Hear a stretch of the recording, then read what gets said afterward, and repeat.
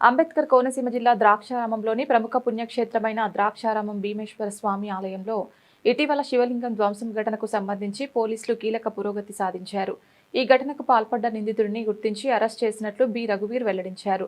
Arrest చేసిన నిందితుడిని media ముందు ప్రవేశపెట్టి పూర్తి వివరాలను వెల్లడించారు.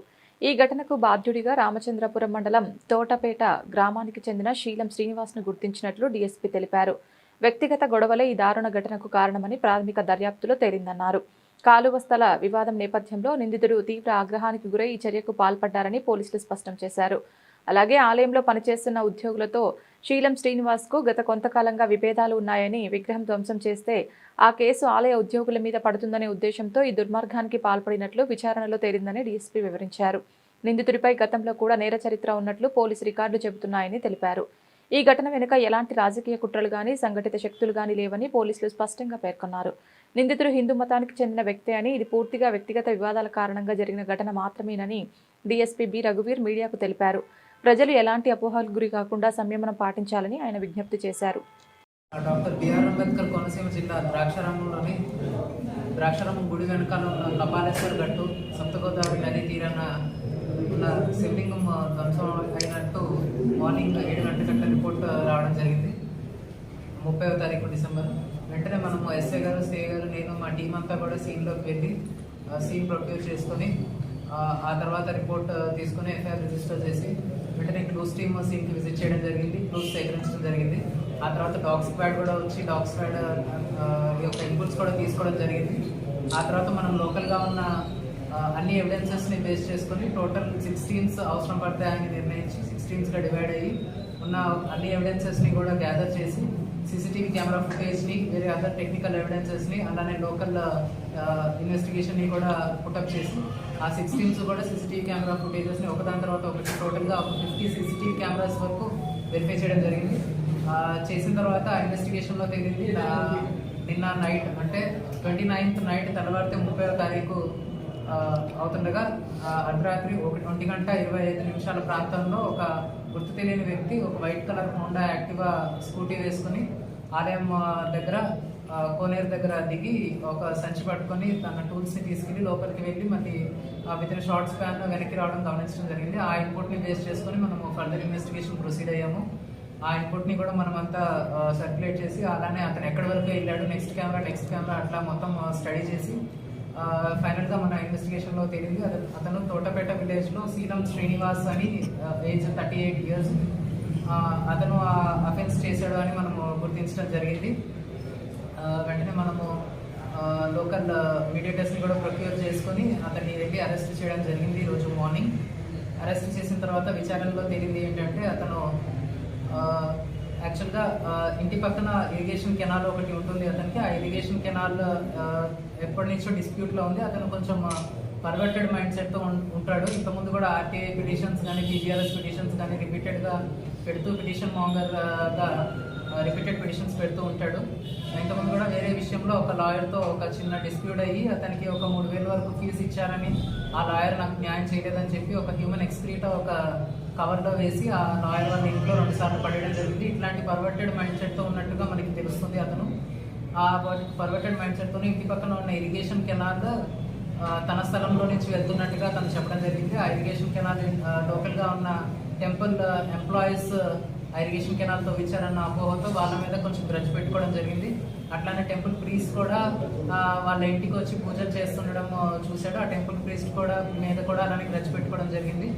సో రీసెంట్గా 29th ఆ టెంపుల్ ప్రీస్ట్ ఆ పర్టికులర్ శివలింగానికి పూజ చేయడం,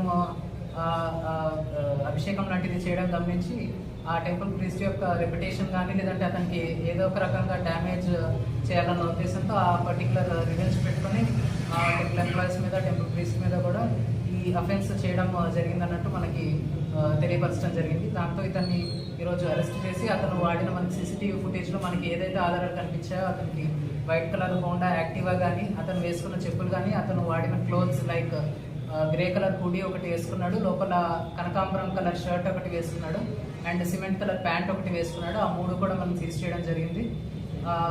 బైక్ని కూడా మనం సీజ్ చేసాము. అతను అఫెన్స్ చేయడానికి యూజ్ చేసిన హ్యామర్ కానీ లేదంటే రాడ్ కానీ ఆ 2 కూడా మనం సీజ్ చేయడం జరిగింది. అవి కూడా మనం ఎఫ్ఎస్ఎల్కి పంపించడం జరుగుతుంది. ఎఫ్ఎస్ఎల్ టీం కూడా సీన్ని విజిట్ చేయడం జరిగింది, ఆధారాలు సేకరించడం జరిగింది. ఆ తర్వాత మనం సీన్ని టెంపుల్ అథారిటీస్కి హ్యాండ్ ఓవర్ చేయడం జరిగింది. ఇప్పుడు అతన్ని ముద్దాయిని మనం అదుపులోకి తీసుకున్నాం కాబట్టి ఈరోజు కోర్టులో సబ్మిట్ చేయడం జరుగుతుందండి. వచ్చి సీన్ ఆఫ్ అఫెన్స్లో ఉన్న ఆధారాలన్నీ సేకరించి యాజ్ పర్ ఇన్వెస్టిగేషన్ తీసుకురావడం జరిగింది.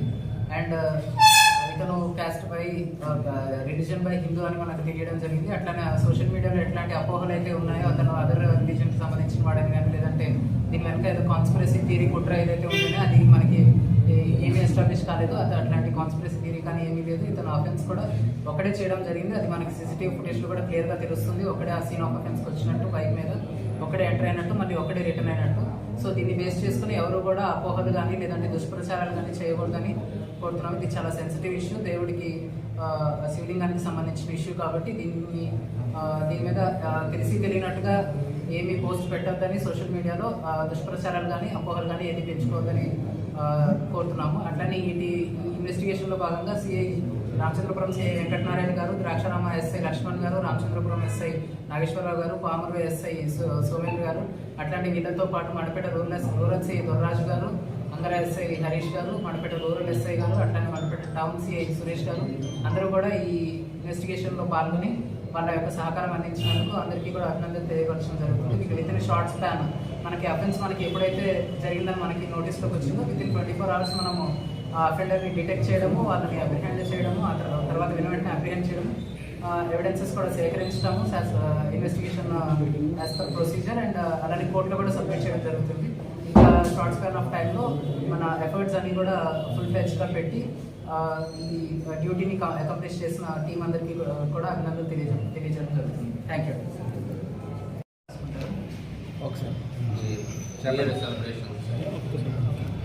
అందరికీ నమస్కారం అండి.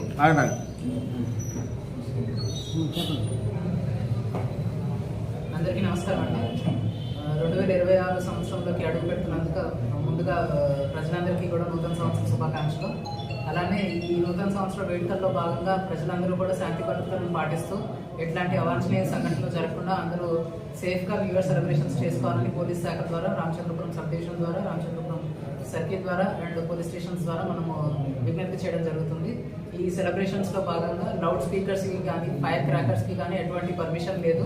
అట్లానే సైలెన్సర్లెస్ డ్రైవింగ్ కానీ, న్యూసెన్స్ డ్రైవింగ్ కానీ, ర్యాష్ డ్రైవింగ్ కానీ నైట్ పూట ఎవరైనా చేసినట్టు తెలిస్తే వెంటనే మనం బళ్ళు కానీ సీజ్ చేయడం జరుగుతుంది. సైలెన్సర్ని కూడా మోడిఫైడ్ సైలెన్సర్ని కూడా సీజ్ చేయడం జరుగుతుంది.